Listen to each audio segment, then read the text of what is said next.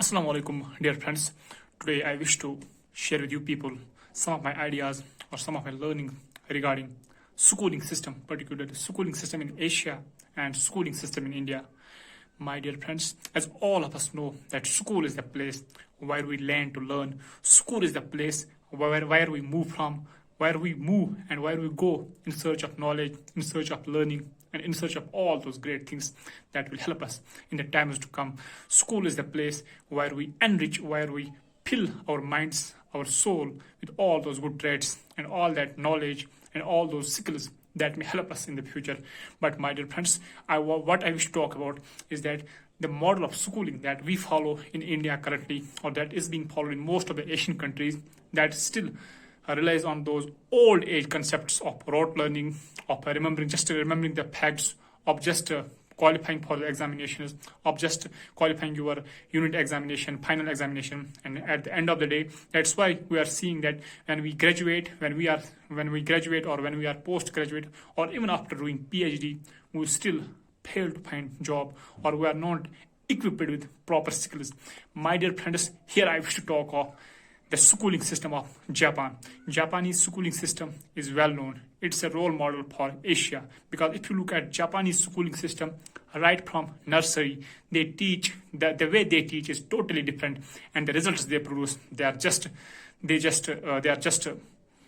great for themselves. You see, in Japan, the children right from nursery, LKG, UKG classes, when we are just spoon feeding our children when they are in India or Pakistan or other countries, we are spoon feeding our children. But in Japan, what they do, they let their children do every task.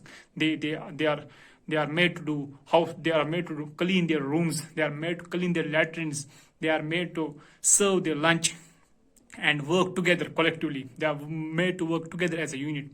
This is the difference, and it is being the schooling system there. Japanese schooling system tries its level best so as to inculcate concepts of collectivism, concepts of unity among the students when they are being made to work together.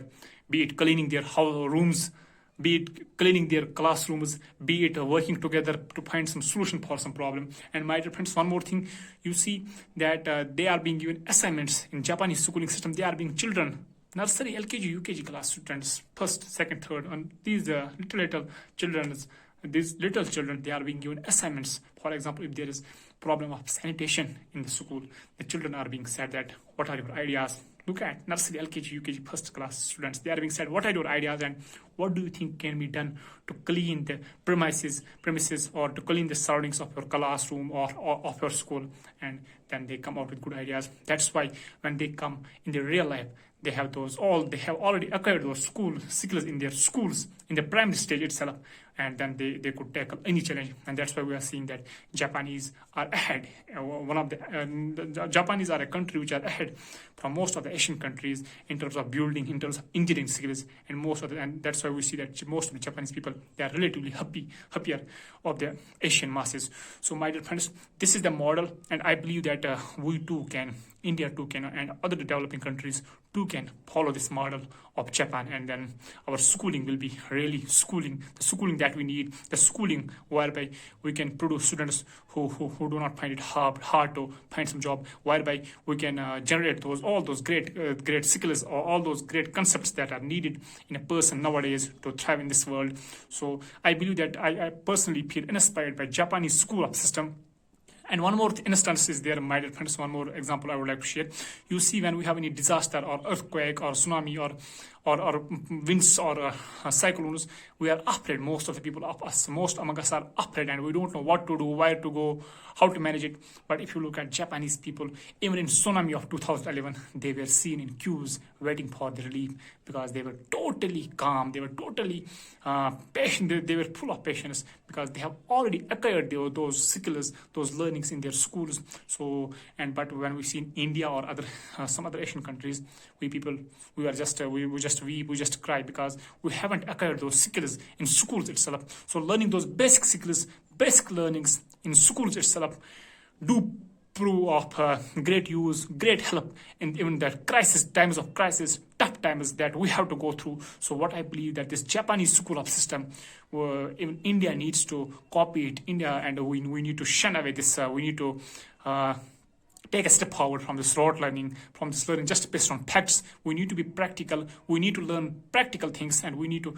And also, you see that when those Japanese kids they work themselves to clean those latrines, to clean their classrooms. Then they develop that sense of morality. They develop that morality, those ethics, and then they respect workers as well. That's why you will see Japanese people, they always work each other. They have that respect each other, and they don't see anyone as being inferior or something like that. And this is also a great concept. Ethically, morally, their education system, their schooling system is better. So ethically, educationally, and scientifically, their education system seems to be a better option for other nations to follow, and other nations too can, particularly Asian nations, India, Pakistan, and other nations, they too can take clue from this neighboring country, and they too can apply and see results of this beautiful type of education or schooling system. Thank you.